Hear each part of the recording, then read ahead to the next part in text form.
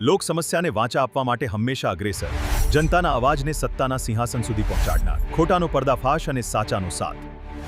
અમે છીએ point of Bharat news syndicate, જે હર હંમેશ છે સત્યની સાથે.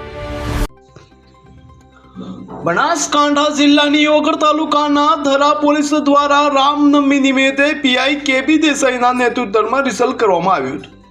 આ રિસલમાં પોલીસ સ્ટાફ બ્લેક ફિલ્મવાળી ગાડીઓ અને દરેક વાહનોનું સઘન ચેકિંગ કરવામાં આવ્યું હતું. તેમજ થરા વિસ્તારમાં ફરીને ડ્રોન કેમેરા દ્વારા શહેરના વિવિધ વિસ્તારોમાં ફ્લેગ પેટ્રોલિંગ કરવામાં આવ્યું, જેમાં ઓગળ હાઈસ્કૂલ, તખ્તપુરા મસ્જિદ, વાળીનાથ મંદિર અને સરકારી હોસ્પિટલ ટોટાના રોડ, દિયોદર રોડનો સમાવેશ થાય છે. આ કામગીરીનો ઉદ્દેશ શાંતિ અને સુરક્ષા જાળવવાનો હતો.